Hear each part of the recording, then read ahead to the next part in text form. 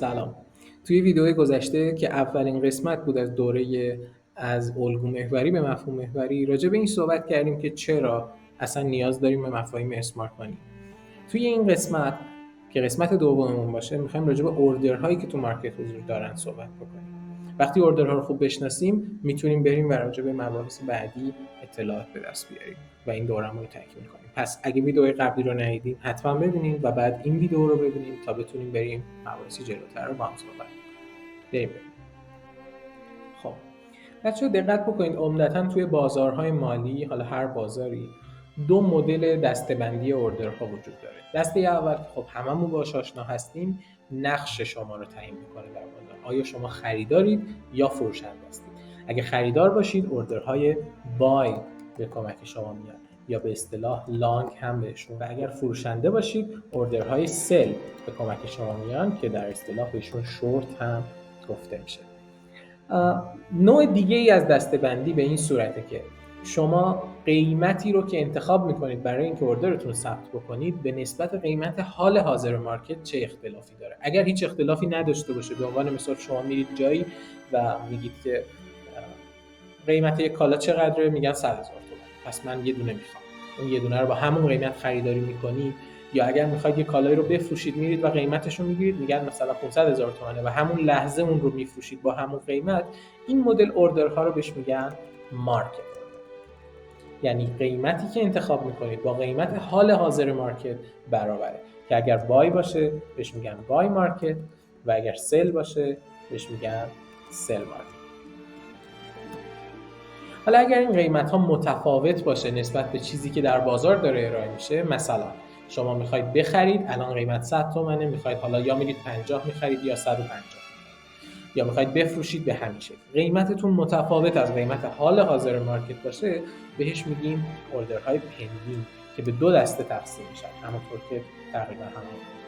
دسته اول وقتیه که شما قیمت بهتری رو برای خرید انتخاب میکنید که بهش میگن لیمیت اوردر، و اگر قیمت بدتری رو برای اوردرگذاری انتخاب بکنید بهش میگن استاپ اوردر.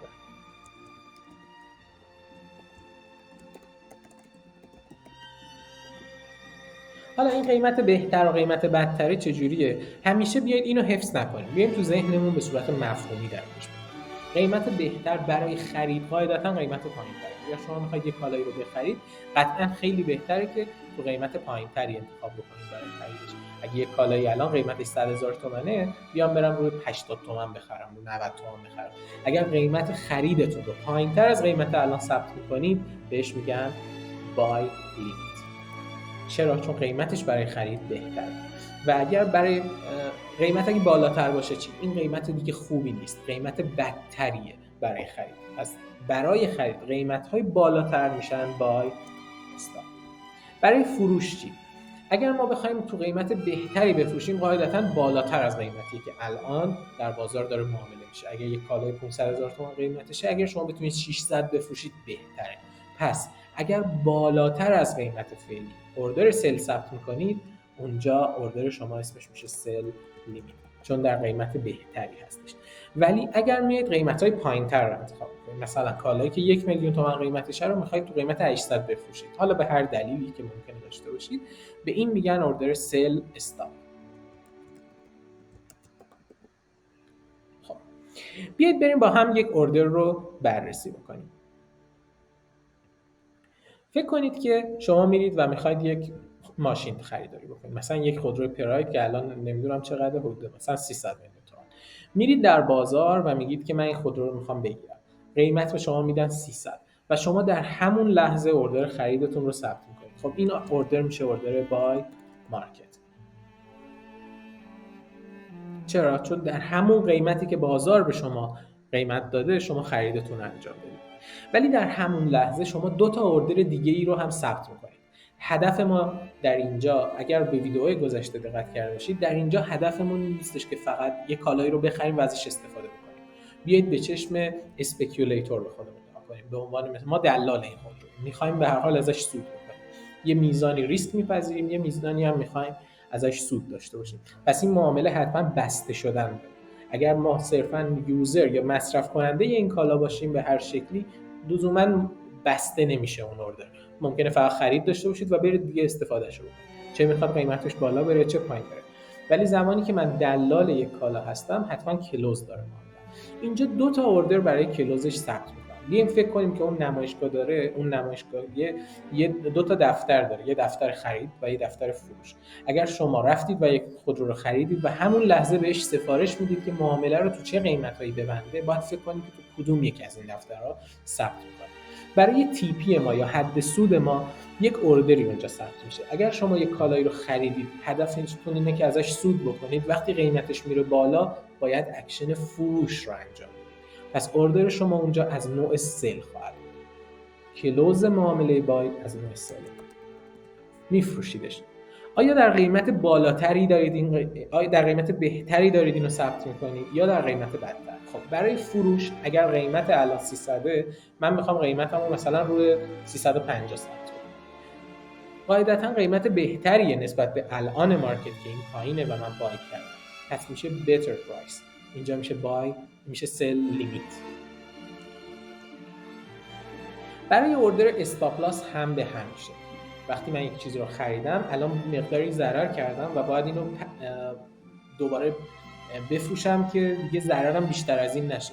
مثلا اگر 300 خریدم میخوام رو 290 اوردرمو بذارم که آقا اگه رسید به 290 دیگه برای من بفروشش، من بیشتر از این مثلا 10 میلیون میتونم ضرر بدم و بیشتر از این نمیخوام ضرر بدم. پس میام در اینجا و یک اوردر سل دیگه هم ثبت میکنم. دقت بکنید که داره تو اون دفتر فروشنده ها ثبت میکنه این اوردر.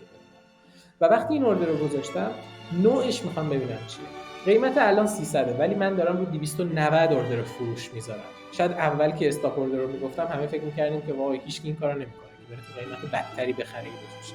ولی استاپ لاس های ما از این جنس هستن بچه‌ها. خیلی البته ورودشون هم به این شکله که من کاری ندارم. ولی استاپ لاس های ما همیشه از نوع استاپ اوردر هستن.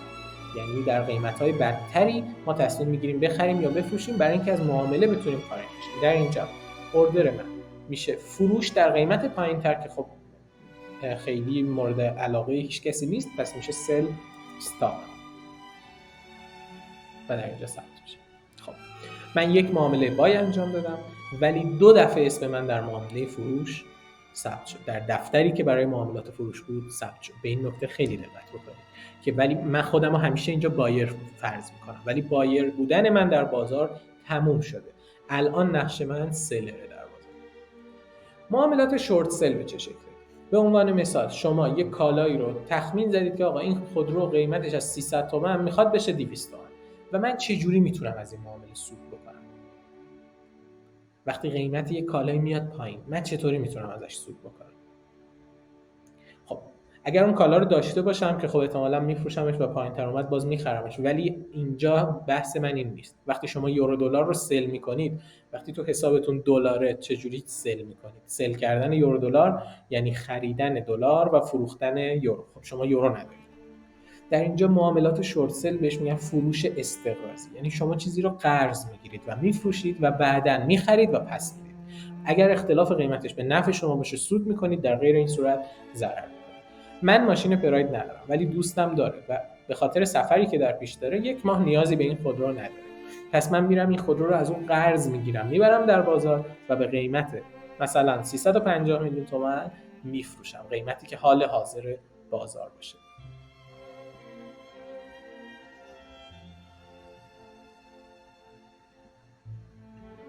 خب قیمت فعلی 350 و من در همین قیمت هم میفروشمش، پس اوردر من میشه سل مارکت. همزمان 2 تا اوردر برای کلوز این معامله باید ثبت بکنم حتما، چون من دیلرم، من آدمیم که دارم معامله میکنم برای کسب سود نه برای استفاده، یا پرودوسر خودرو نیستم که سلش کنم و تمام بشه. و در اینجا 2 تا اوردر دیگه باید ثبت کنم، اوردر استاپ لاس هم و اوردر تی پی هم. جنس این اوردرها خیلی مهمه، چون ما در معاملات روزمره‌مون در دنیای واقعی خیلی با این طرف نیستیم، پس ممکن نیاز باشه یکم بیشتر بهش فکر کنیم. وقتی یه چیزی رو شما قرض میگیرید و میفروشید، برای بستن این معامله باید بخریدش که بتونید پس بدید. پس کلوز معاملات سل میشه معاملات بای. وقتی با ضرر همراه باشه به چه شکل میشه. یعنی من میخوام بخرم در قیمتی بالاتر از قیمت الان، مثلا تو قیمت 360 میگم من میخوام بخرم، بای، چون قیمتش بالاتره مطلوب نیست، پس میشه بای استاپ. میبینیم که دوباره استاپ لاس ما از جنس استاپ اوردر هستش. و کلوز من با سود به چه شکله؟ بایش که بایه برای اینکه باید این قرضم رو پس بدم، و نوعش پندینگ اوردرش به چه شکله؟ چون در قیمت بهتری برای خرید اوردرم رو ثبت میکنم میشه بای. دوباره در اینجا اون دفترها رو تو ذهنتون داشته باشید، یک دفعه ما سل میکنیم ولی 2 تا اوردر بای داریم ثبت میکنیم و این خیلی نکته مهمیه که باید واقعا بهش توجه کرد، به خاطر اینکه خودمون در اون لحظه فکر میکنیم که سلر مارکتیم ولی در واقع بایرهای بالقوه‌ای هستیم که خب حالا هنوز معاملمون فعال نشده. به این اوردرها باید خوب فکر بکنیم، باید خوب جنس این اوردرها رو بشناسیم. خیلی از اوقات ما فکر میکنیم بایرهای مارکتیم ولی سلر مارکت هستیم. مارکت به ما به چشم سلر احتمالی نگاه میکنه و ما فکر میکنیم خیلی اوقات سلر مارکتیم ولی مارکت به ما به چشم بایر نگاه میکنه.